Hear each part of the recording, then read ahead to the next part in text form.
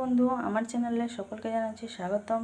আশা করি সবাই ভালো আছেন, সুস্থ আছেন এবং আমিও ভালো আছি। আজকে সকালে ব্লগটা আমি এখান থেকে আরম্ভ করছি, রান্নাঘর থেকে।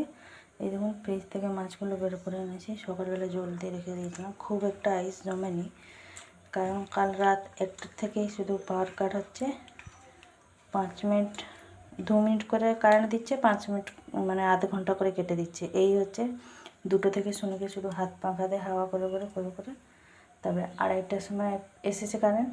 ওই যাওয়া আসা নিয়ে এই সারা রাত করছে, জানেন তো। এখন প্রায় 6:45 মতন বাজে, সকালবেলা আবার কেটে দিয়েছে কারেন্ট। এই যে এদিকে বসে দিয়েছি আমি ভাত, চাটা প্রায় সবাইকে দিয়ে দিয়েছি।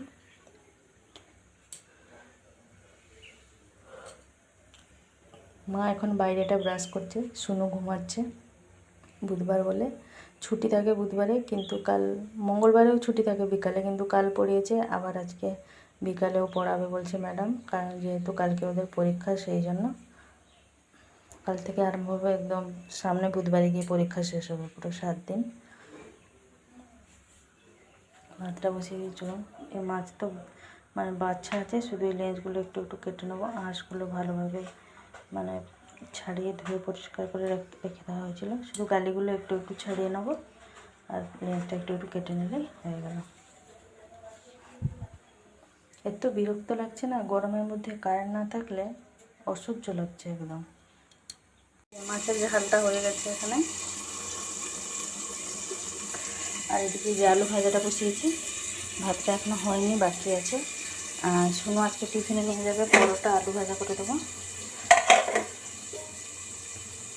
সেই জন্য আলু ভাজাটা বসিয়েছি, তারপরে ভাতটা নামিয়ে রেখে তারপরে পরোটাটা করবো। আরও একটা তরকারি রান্না হবে, মসুর ডাল আলু দিয়ে তরকারি হবে। এই যে পেস্টগুলো সব আছে, তরকারিটা নিচ্ছি রেখে দিই।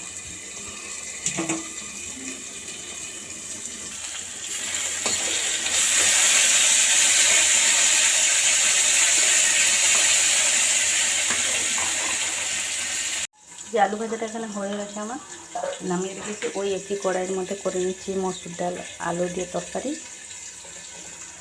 আবার শুনে এই যে ভেজে নিচ্ছি একটুখানি আলুটাকে ভালোভাবে। ওই দিকে গ্যাসটাকে তুলে দেবো, এই দিকটাকে দুটো পরোটা করে নেবো।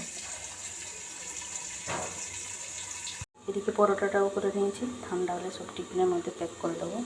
আর এই তরকারিটা হচ্ছে। আজ এখন 10টা 15, শুনুকে স্কুলে দিয়ে চলে এসেছি। আজকে খুব তাড়াতাড়ি নিয়ে গেছিলাম, আর সকাল থেকে রান্না বান্না শেষ করে একটু মানে রেস্ট পাওয়া হয়নি। ঘর দোর ঝাড়া মোছা, তার মধ্যেই সব কিছু হয়েছে, ঝাড়াঝুড়ি দিয়ে চলে এসেছি। এখন এই সিঁড়িটা ছেড়ে দিয়ে গেছিলাম, সিঁড়িঘরটা এখন যাচ্ছি মুছে নেবো। মা কলতলাটা ওদিকে মাজছে ব্লিচিং দিয়ে। তো চলুন, বাকি সমস্ত কাজগুলো আমি এদিকে কমপ্লিট করে নিই।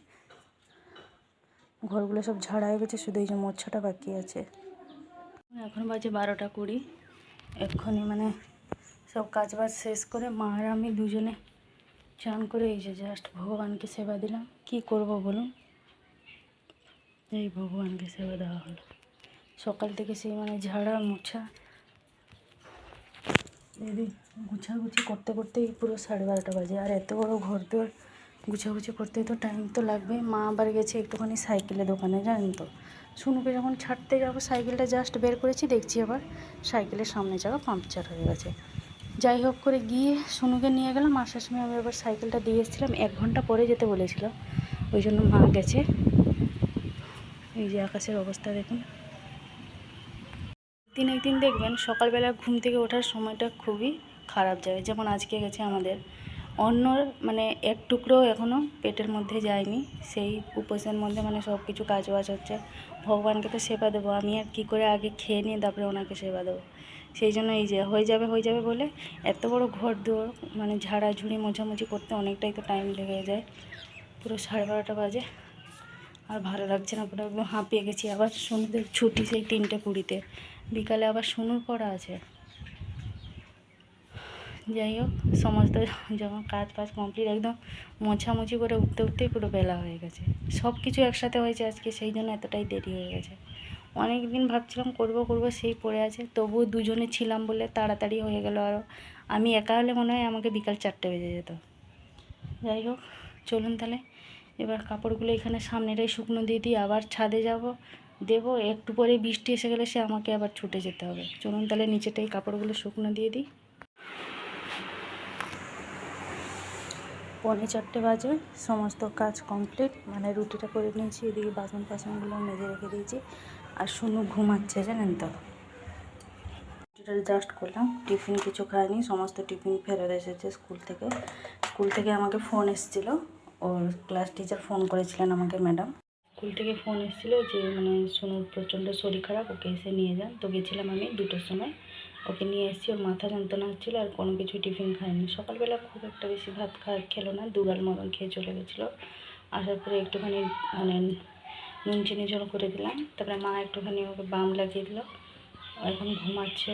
ওকে বিকালবেলা ডাক্তারের কাছে নিয়ে যাবো। আসার সময় আসছিলাম, কিন্তু ডাক্তারবাবু যিনি চেম্বারে বসেন, ওই চেম্বারটা মানে বন্ধ ছিল, সেই জন্য চলে এসেছি। বিকালবেলা নিয়ে যাবো, ও সেই জন্য ওকে পাঠাবো টিউশন। ও ঘুমালে শরীরটা ভালো লাগবে। এতদিন বেশ ঠিকঠাক ছিল, এই দেখুন না, কালকে পরীক্ষা আর আজকে শরীর খারাপ করে বসে কোথায়। এবার ওর শরীর খারাপ হলে ফট করে একটা ঠিক হয় না, প্রচণ্ড কষ্ট পায়। এখন 15 দিন 2 সপ্তাহ মানে 1 সপ্তাহ মতন ওর শরীর ভালো হতে পারবে। যাই হোক, ঘুমাচ্ছে, ওকে ডাকবে না, ও ঘুমায়। আর ভিডিওটা আজকে আমি বেশি বড় করছি না, আজকে এই পর্যন্তই। আবার দেখা হচ্ছে আপনাদের সাথে আগামীকাল আরেকটি নতুন ব্লগ নিয়ে। সবাই ভালো থাকবেন, সুস্থ থাকবেন। নমস্কার।